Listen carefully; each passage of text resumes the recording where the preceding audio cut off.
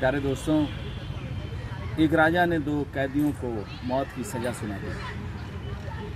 उन्हें अगले दिन फांसी होनी थी, लेकिन एक दिन पहले राजा के मन में एक ख्याल आया कि इनसे क्यों ना मैं पूछूं कि इनकी अंतिम इच्छा क्या है। एक कैदी को उसने बुलाया। वो कैदी बहुत स्मार्ट था। उसे पता था कि राजा अपने घोड़े को प्यार करता है, इसलिए उसने कहा कि राजन, 1 साल का अगर आप मुझे मौका देंगे तो मैं आपको दौड़ते हुए घोड़े पर नहीं बल्कि उड़ते हुए घोड़े पर घुड़सवारी करना सिखा दूंगा। राजा ने कहा अच्छा। राजा मन ही मन खुश हुआ और उसने कहा कि क्या ये संभव है। उसने कहा कि राजन, मैंने सिर्फ 1 वर्ष का समय आपसे मांगा है, नहीं सिखा पाया तो फिर मौत तो निश्चित है। राजा ने कहा कोई बात नहीं, मैं तुम्हें 1 साल की मोहलत देता हूँ। मुझे उड़ते हुए घोड़े पर घुड़सवारी करना सिखाना, क्योंकि और कोई राजा उड़ते हुए घोड़े पर घुड़सवारी नहीं कर सकता है। और ये कहकर कैदी चला गया, उसे जीवन दान मिल गया।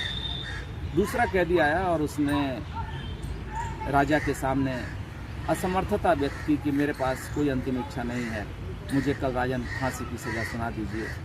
पहले कैदी के पास ऑप्शन था, मेरे पास कोई ऑप्शन नहीं है। ये कहकर जैसे वो राज दरबार से बाहर निकला, उसने दूसरे कैदी से, जो पहला वाला कैदी था, उससे उसने कहा कि तुमने राजा को खूब बेवकूफ़ बनाया। क्या उड़ते हुए घोड़े पर कोई घुड़सवारी कर सकता है? क्या ये संभव है? तो वो मुस्कराया, पहला कैदी, और उसने कहा दोस्त, जीवन में कभी आशा यानी होप को ख़त्म नहीं करना चाहिए। निराशा के पार जीवन है। मैंने 1 साल की मोहलत मांगी। उसने पूछा ऐसा तुमने क्यों किया? उसने कहा पहली बात तो ये कि 1 साल के अंदर हो सकता है कि मेरी मौत हो जाए तो सारी बात ही ख़त्म हो जाएगी। अगली सांस का, अगले पल का तो ठिकाना है नहीं, सांस आएगी जाएगी कि नहीं। तो 1 साल की मोहलत तो मुझे मिली। या हो सकता है कि इस 1 साल के दौरान राजा भी बुढ़ा हो रहा है, उसी की मौत हो जाए तो भी मैं फांसी की सज़ा से बच जाऊंगा।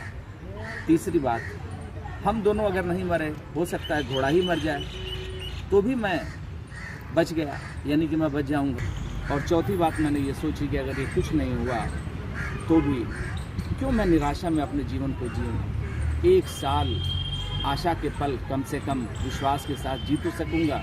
दोस्त, याद रखना कि इसी आशा के सहारे ये दुनिया चल रही है। तुम्हें भी कुछ ऐसा ही उपाय निकालना चाहिए था राजा से बात करने के लिए, और यदि संभव हो तो तुम भी जाओ और राजा के सामने कुछ इसी तरीके का प्रपोजल रखो और उनसे जीवन दान मांगो।